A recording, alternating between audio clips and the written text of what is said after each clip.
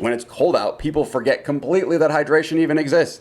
It's not even a thing. You're like, oh, I'm fine. No, hydrate. Your blood sugars will thank you in a few hours when your temperature is regulated and you're like, oh shit. I definitely did not remember to hydrate. Now your blood sugar is stubbornly high because you didn't. Welcome to the Your Diabetes Insider podcast, where we take all of the mysteries of blood sugar control, focusing on nutrition, exercise, and any of the other 40 plus factors that may impact your blood sugar.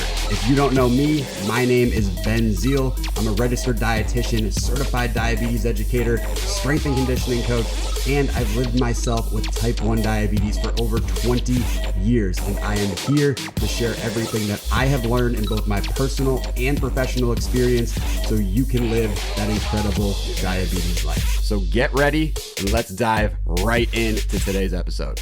What is going on? Welcome to this episode of the Your Diabetes Insider podcast. And today, I'm going to do something I have not done in quite some time, but I feel like it could be really useful, really valuable. And that would just be answering some questions from social media, from posts. People leave comments, people sometimes message me. And I feel like it's something where if someone's asking it, there's probably somebody else living with diabetes who could benefit from that same information. So without further ado, let's jump in. Some of the themes, of course, are around springtime, summer, warmer weather, because that's what's happening in the world right now, at least in the Northern Hemisphere. Yeah, nailed that. And with that, I want to make sure that I'm covering some stuff about that, things to look forward to as the weather's changing, and then just other questions that were important. I have 8 solid ones, so let's make sure we give each of them some love. And the first one, this one's very interesting too. Do you recommend using a pump or just multiple daily injections? And the big thing here is, throughout the time that I've been a dietitian, diabetes educator, I don't know, we've worked with thousands of people, legitimately thousands. I think we're encroaching 3,500 or we're just passing that. Regardless, there's been a lot of people on pumps and a lot of people who are multiple daily injections. So, taking your long acting and your short acting at each meal. And let me clarify, long acting once to twice a day, short acting throughout the day as you need it. So with that, is there a preference? I think it's all dependent on the person. There are people that swear by pumps. There are people that swear by insulin pens. I've been on an insulin pump since I was 11 years old. So it's been over 20 years. Yes, I am very old. And that's just my personal choice. I think it gives me a little more flexibility. I like the ability to be able to extend boluses if I want to on certain devices. I like the ability to have algorithms that can jump in and help me a little bit. But on the flip side, there are people who are on MDI who absolutely love it, swear by it. They know they're getting their dose. They know there's no issues with the sites. They don't have to change it every 3 days. They just have to carry a pen with them, and it's a lot simpler. So it can be done. I took a pump break back in, 2019. It feels like so long ago, yet yesterday. And I actually went, you're gonna love this one. I went my first time ever out of the country. I went with Amelia. We went to Italy, and I was on MDI and I was on prednisone, which was a horrible combination. All that pasta and all of those corticosteroids. And lo and behold, what happened? I got through and my blood sugars were actually okay. So if that doesn't say MDI can make you thrive, I don't know what will. But I've seen patients with A1Cs in the 5s on MDI, 5s on pumps. You're good either way. It's totally a preference. If you're not sure, try a pump out if you're able to. If you can get a loaner pump or try a sample from your endo's office, that would probably help you to make some better decisions on what's the best option for you. So next thing is warmer weather. And someone asked, with warmer weather, my blood sugars, like I'd mentioned in a video, that they were definitely, people's blood sugars can change. And they were like, well, I noticed that my number keeps on dropping, and why is that? And in a nutshell, warmer weather means that chemical reactions in your body are happening faster. Think about if you took chemistry in high school or college, and when there's heat added to a chemical reaction, it tends to speed things up. Same thing with your insulin, right? If you're on insulin and it's hotter outside than you're used to, and keyword is then you're used to. Like if you live in Florida like me, and you're like, okay, I'm gonna go outside, but I'm used to 90 degrees. Yeah, it's probably not a big deal. But if you go from, it's been 40 the whole time, and now suddenly it's 75, that's a pretty big difference. And with that, your blood sugars can plummet, and they can plummet a lot faster without anything else changing, just by virtue of it being warmer outside. The insulin works faster, gets to where it needs to go quicker, and suddenly your blood sugar's low and you blinked your eyes. So usually this time of year, you're working with your care team to figure out some sort of adjustment to ensure that you are not in a position where you're constantly going low. And of course, if you're not working with your care team on this, you should be. And if you're like, I don't have a care team that I trust that would go into this level of detail, my team and I are here to help. We're all dietitians. We all live with diabetes ourselves. We all have exercise backgrounds. We're here to support you. Message me on Instagram or TikTok at manofzeel, MANOFTZEEL, and I got you on that. But similar vein to warm weather, and this one's a big one. Sunburns. I had a video mentioning sunburns, and someone said, are sunburns always considered stress on the body? You know, does any stress impact your blood sugar? And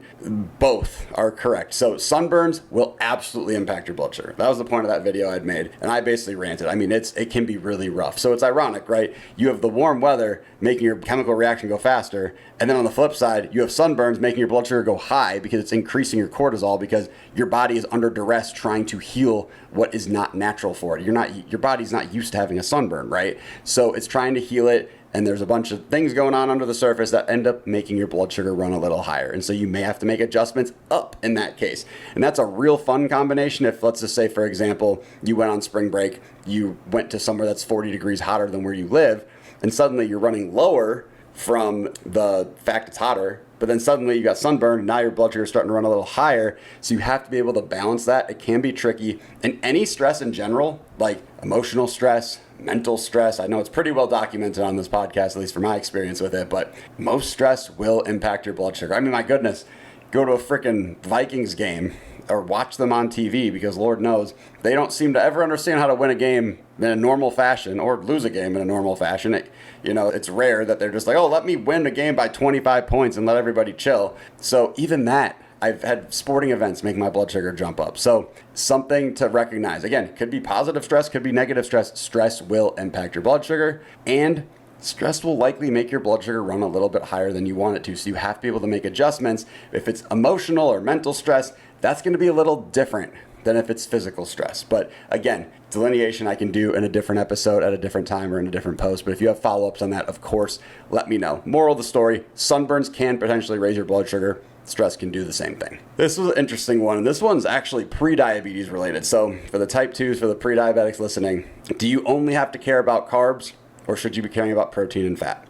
And quite frankly, with this question, as I get water, every person on this planet, whether you have diabetes, don't have diabetes, probably should be paying attention to carbs, protein, and fat. Yes, everybody gives carbs a bad rap. Oh, your blood sugar is going to spike. Oh my goodness, you have diabetes and this and that and the other thing. Protein and fat will still impact your blood sugar just in different ways.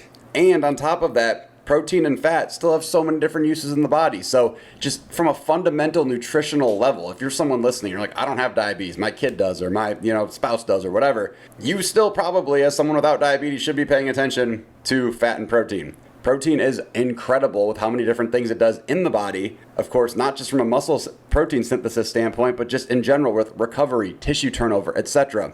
Fat, massive for your joints, for vision, etc. There's so many different things going on. I would be paying attention to all of it, and I would still be trying to focus on the 90-10 rule that I always talk about, where 90% of the time you're having quality options, and you know what? 10% of the time, live, enjoy life, have fun.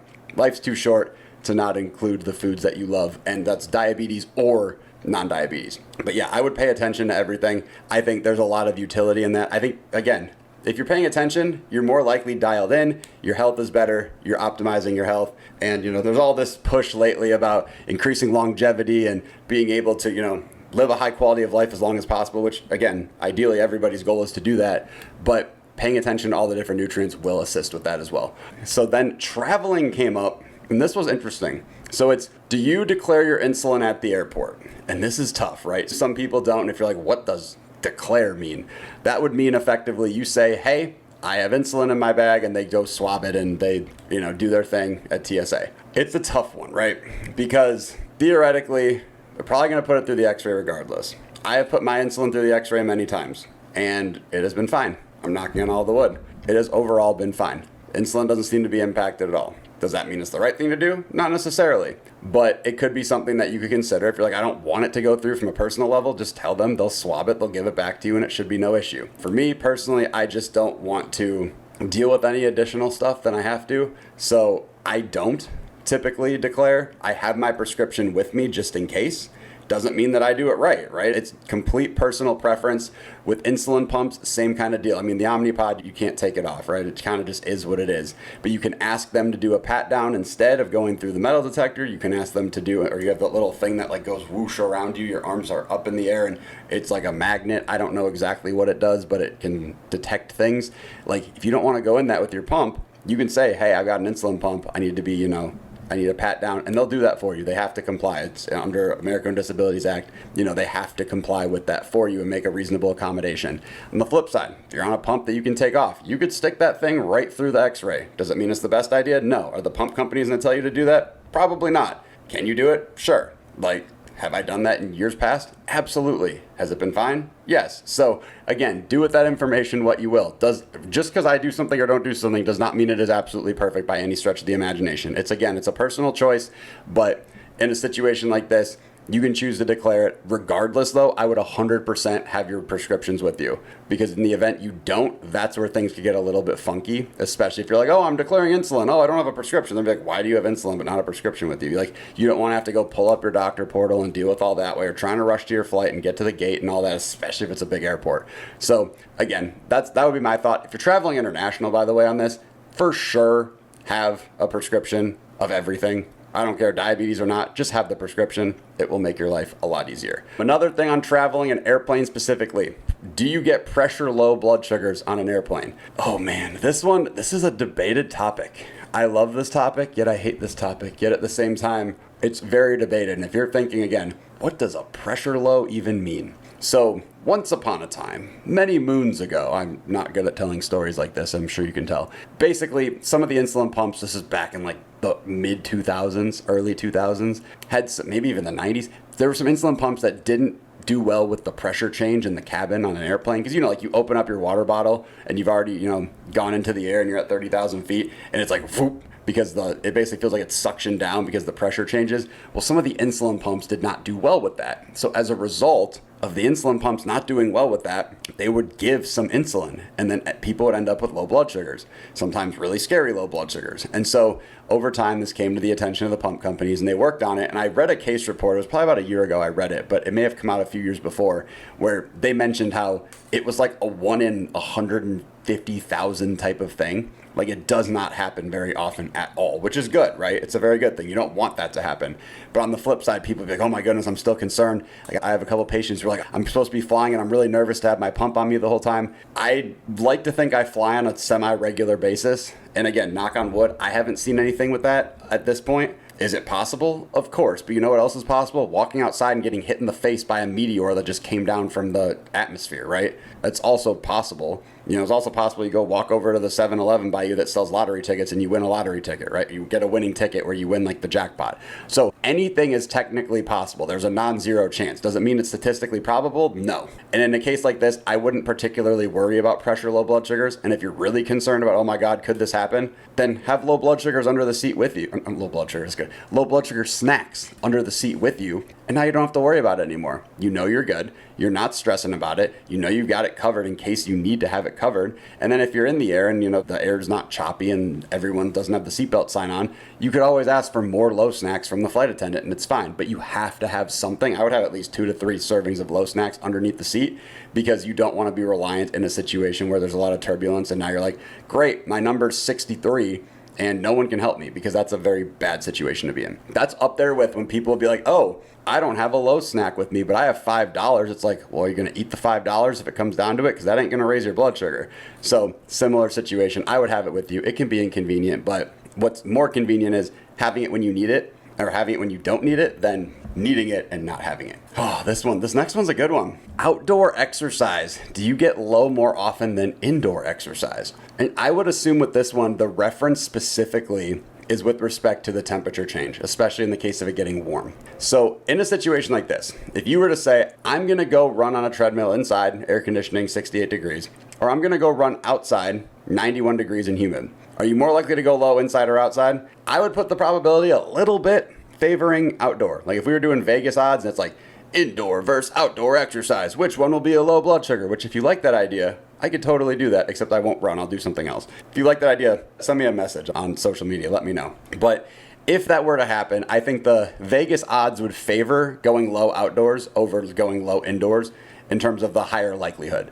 And again, that comes down to the environment. It's hotter outside. There's humidity that will add to the picture as well in terms of the heat. And ultimately, it's the same activity, roughly, but I think that the heat is enough of a game changer. On the flip side, if you're like, okay, well, what if it's cold out? Like, let's throw it completely upside down. Let's say it's cold. Well, how I view it is when you're active and it's cold outside, your body is now working to burn energy and expend energy to keep you warm and get you moving. So now your body's working doubly as hard, not really, but your body is working harder to keep you warm and to keep you moving, which is then expending more energy, which has the potential to lower your blood sugar quicker. So people will be like, oh, the converse of warm weather, when it's cold out, my blood sugar gets higher and I'm more resistant.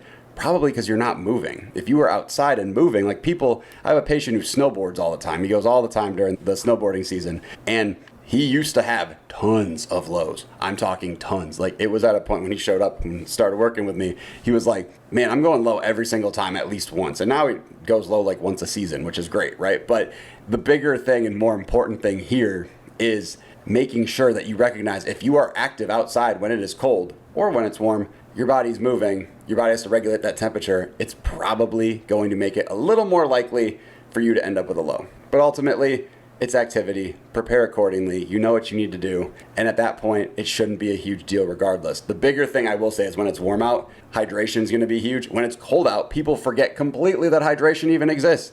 It's not even a thing. You're like, oh, I'm fine. No, hydrate. Your blood sugars will thank you in a few hours when your temperature is regulated. And you're like, oh, shit. I definitely did not remember to hydrate. Now your blood sugar is stubbornly high because you didn't. And then, last but not least, we've got gastroparesis. What foods are good to eat for that? And this is a tough one. Gastroparesis, if you're not familiar and you're listening, it's basically delayed gastric emptying. Your stomach empties slower, digests slower, and it can be a side effect, if we want to call it that, of living with diabetes. Some people have it, some people don't. And another thing it can do is it can make you feel like you're really full for a long time, like hours. Not just like, oh, I just ate a bunch of food and I feel like I'm stuffed after eating dinner at this restaurant or on Thanksgiving. Like, imagine that feeling for like 5, 6, 7, 8 hours. Now, what happens from a blood sugar standpoint, I don't think I've ever actually talked about this on the show before. From a blood sugar standpoint, what can happen is, imagine the insulin timing. You have food just sitting there. You took your insulin. Now your number tanks. Now you're not hungry because you're literally overly stuffed because it's not moving through your digestive system. And then your insulin kicks in. Now you're low, so you have to treat the low. And then it's like, oh, all the food just decided to kick in at once. Kaboom, there goes your blood sugar to the moon. So it's almost like having a fat dose, like when your fat kicks in later on from a high fat, high carb meal, but it's just like your normal food does that, which can be absolutely brutal. And then the upfront part can be tough. But the biggest thing with gastroparesis, as I just alluded to with the high carb, high fat meal, you don't want to have two things. Large meals are not your friend. Because again, imagine you're like filling up this bag, right? Let's just imagine your stomach is like a grocery bag and you're filling the bag, you're filling the bag, you're filling the bag. Well, your bag's at the brim pretty quickly, and you're just continuing to fill the bag because it's a large meal. Probably not a good life choice. So I wouldn't have a ton of food at any given time because the discomfort and the bloating can be pretty rough. The other thing, though, is I would not load up on fat. So in a nutshell, that would look like lower-ish fat meals. It doesn't mean you can't eat fat, just don't eat huge quantities at one time. And then have smaller meals. I would rather see someone with gastroparesis eating 4 to 6 times a day than having 3 larger meals. Because that 4 to 6 times per day, smaller feedings every time, less likely to have discomfort, less likely to have issues with processing it, and then it's a lot simpler to manage, not just the blood sugars, but just the symptoms in general. So there we go. I was like, I had gum, and it was like that point where the gum just breaks apart, and it was driving me nuts. Anyways, that would be my thought is gastroparesis, smaller meals, and ideally try to pay attention to the fat. So in that case, if you have diabetes and you have gastroparesis, you're watching carbs, you're watching fat, at that point, just watch protein too, just like I said before. Watch them all. Make sure you're good. Don't overdo it. Protein technically can make you feel full too, so make sure you're aware of that. But eating the smaller meals will go a very long way. And again, there are people that thrive, gastroparesis or not, that thrive on eating 4 to 6 times a day. There's people that thrive eating every 2 hours. There's also people that thrive eating 1 meal a day. I don't recommend that necessarily for 97% of people, but it's a thing. People do it. So keep that in mind as well. There's multiple different ways to win in the diabetes arena. There's not just one specific way. Because if there was one specific way, let's be real, someone would have figured it out by now and everyone and their brother would be doing it. So it's really just how can this fit into your life? How can it be reasonable to fit into your life where you have a quality of life that you enjoy? And ultimately, how can you thrive eating what you love, doing the things you love with the people that you love without any restriction from diabetes? And that's what my team and I do for patients every single solitary day. So let me know what questions you've got, follow-ups on this. Let me know if you have any thoughts. If you're enjoying the podcast, definitely give us a great review on Spotify or Apple, wherever you are listening. I would greatly appreciate that. It would mean the world to me. And with that too, if you're like, hey, I have questions, concerns, I want to see how y'all can help me, message me on social media at manofzeel, MANOFTZEEL. And with that, I will catch you in the next episode. Hope you're ready for the next episode. Hey.